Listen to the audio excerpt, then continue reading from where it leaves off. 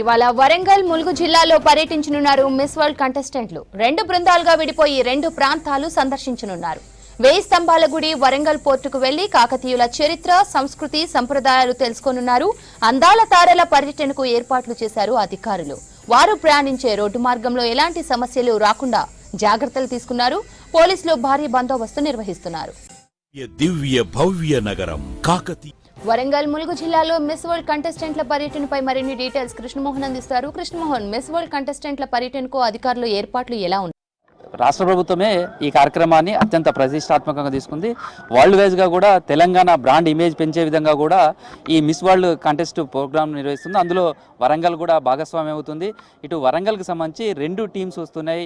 ఈ ప్రపంచ సుందరి కార్యక్రమంలో పాల్గొనేటువంటి విదేశీ వనితలు. వాళ్ళకి సంబంధించి ఒక టీం ఏమో వరంగల్కి సంబంధించిన హన్మకొండలో వేస్తమాల దేవాలయం, అదేవిధంగా ఫోర్ట్ వరంగల్. మరొక టీం ములుగులో ఉన్నటువంటి యునెస్కో గుర్తింపు పొందినటువంటి రామప్ప దేవాలయాన్ని సందర్శిస్తారు. దీనికి సంబంధించి ఇప్పటికే 2 జిల్లా యంత్రాంగాలు కూడా భారీ ఏర్పాట్లు చేశాయి.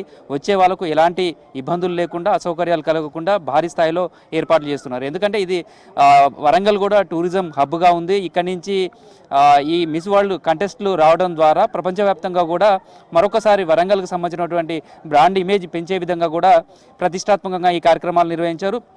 మనం ప్రస్తుతం 1000 స్తంభాల దేవాలయంలో కూడా ఉన్నాం. 1000 స్తంభాల దేవాలయం కాకతీయులు కట్టినటువంటి అత్యంత అద్భుతమైనటువంటి ఆలయం. ఈ ఆలయాన్ని కూడా సందర్శిస్తారు. మొత్తం 2 టీమ్స్కు సంబంధించి కూడా ఈ ప్రోగ్రామ్ అంతా కూడా సాయంత్రం 4:30 నుంచి స్టార్ట్ అవుతుందని చెప్పచ్చు.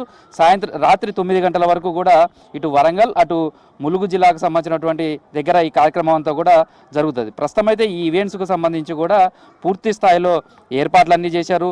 ఎక్కడ ఎలాంటి ఇబ్బందులు లేకుండా ఇటు భారీ బందోబస్తు ఏర్పాటు చేశారు. మొత్తం 3 అంచెల భద్రత నడుమ ఈ కార్యక్రమం అంతా కూడా జరుగుతుంది. దానికి సంబంధించినటువంటి దానికి చూస్తే ఇటు వరంగల్ కమిషనరేట్లో ఇప్పటికే పోలీస్ అధికారులంతా కూడా మాక్ డ్రిల్ నిర్వహించారు.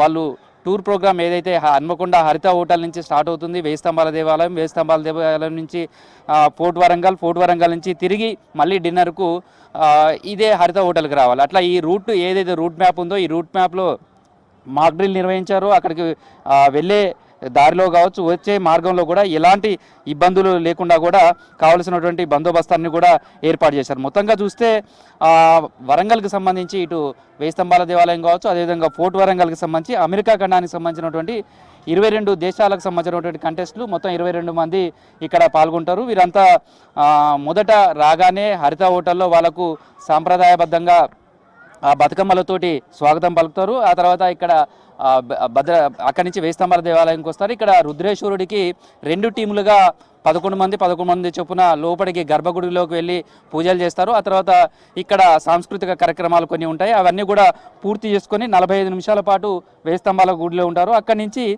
మళ్ళీ తిరిగి ఫోర్ట్ వరంగల్కి వెళ్తారు. అక్కడ దాదాపుగా కూడా 45 నిమిషాల పాటు అక్కడ ఉంటారు. అక్కడ కూడా 1000 స్తంభాల ఫోర్ట్ వరంగల్లో కూడా రుద్రమాదేవి దక్షిణ భారతదేశాన్ని ఏకచిత్రోత్పత్యంగా వెళ్ళినటువంటి రుద్రమాదేవికి సంబంధించినటువంటి జీవిత చరిత్రతోటి ఒక నృత్య రూపకం ఉంటుంది. అదేవిధంగా కాకతీయులకు సంబంధించినటువంటి పేరేని డ్యాన్స్కు సంబంధించినటువంటి నృత్య రూపకం కూడా అక్కడ వేస్తారు. ఆ తర్వాత అక్కడ కాకతీయులకు సంబంధించినటువంటి రాజధాని, దాని శిలా సంపద, వీటన్నిటి మీద కూడా ప్రత్యేకంగా గైడ్లు వాళ్ళకు వివరిస్తారు. అక్కడి నుంచి లేజర్ షో, అదేవిధంగా లైట్ షో ఉంటుంది.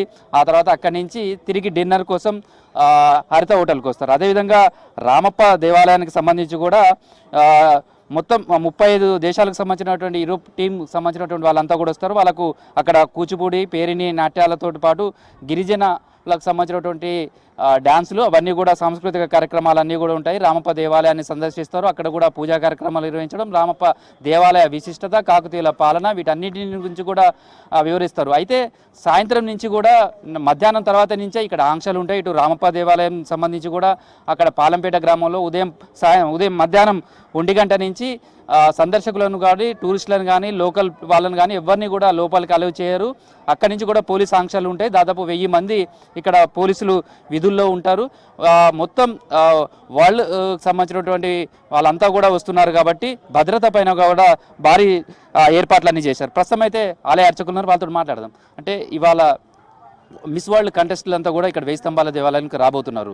వాళ్ళకు వచ్చిన తర్వాత ఇక్కడ ఎలాంటి కార్యక్రమాలు చేస్తారు, మీరు లోపలికి తీసుకువెళ్ళడం కానీ, పూజ చేయడం కానీ, లేకపోతే వాళ్ళకు ఈ ఆలయం గురించి ఏ విధమైనటువంటి అవగాహన కల్పించే ప్రయత్నం చేస్తారు? ముందుగా వాళ్ళకు వచ్చినటువంటి ఏదైతే సుందరమ్మలు ఉన్నారో, ఎందుకంటే వేరే దేశాల నుంచి వస్తున్నటువంటి వాళ్ళు కాబట్టి ముందుగా మన సాంప్రదాయం ఏమిటి బొట్టు పెట్టి స్వాగతించడం జరుగుతుంది. వాళ్ళకి సన్నాయ మేళంతో పూర్ణకుంభ స్వాగతం చెప్తారు.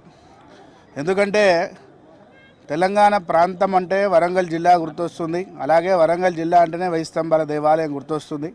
అటువంటిది ఇప్పుడు 33 దేశాలలో 1000 స్తంభాల దేవాలయం అనే పేరుని వీళ్ళ ద్వారా తెలియడం అనేది మనకు చాలా సంతోషదాయకం. కాబట్టి వారిని ముందుగా స్వాగతించిన తర్వాత ముందుగా మూల గణపతికి నమస్కరించడం జరుగుతుంది. ఎందుకంటే చాలామంది దేశస్తులకు కూడా గణపతుల వారు పూజ్యుడు అని చెప్పేసి వాళ్ళకు కూడా తెలుసు. కాబట్టి వాళ్ళకి వచ్చినటువంటి వాళ్ళకి ముందుగా గణపతికి ఆరాధించిన తర్వాత ఎవరైతే ధ్యానం తెలవనటువంటి వాళ్ళు ఎవరు కూడా ఈ కాలంలో లేరు. కాబట్టి ధ్యానానికి మూలమూర్తి అయినటువంటి వాడు శివుడు. కాబట్టి ఆయన విశ్వగురువుగా స్వామివారి యొక్క అనుగ్రహాన్ని మీరు పొంది ఇంకా మంచి మార్గంలో నడవాలి అని చెప్పేసి స్వామివారి దగ్గర వీలైనంత వరకు ఎంతవరకు వస్తే అంతవరకు వాళ్ళకు కూడా గర్భాలయ ప్రవేశము, అలాగే స్వామివారి దగ్గర బిల్వార్చన అభిషేకం కూడా నిర్వహించడం జరుగుతుంది.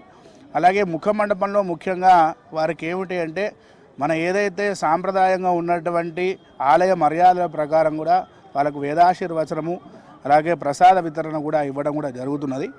అయితే దీని ద్వారా జరిగేటటువంటి ఏదైతే మేలు ఉన్నదో అది త్వరగా జరిగి ఇంకా మనకు ప్రఖ్యాతికి చెందాలి. ఎందుకంటే ఇప్పటికే యునెస్కోలో గుర్తించినటువంటి రామప్ప దేవాలయానికి ఇంకా మంచి పేరు రావాలి. అలాగే 1000 స్తంభాల దేవాలయం అనుకోండి. ఎందుకంటే పూర్వం నుంచి కూడా కాకతీయుల నుంచి కూడా కోవెల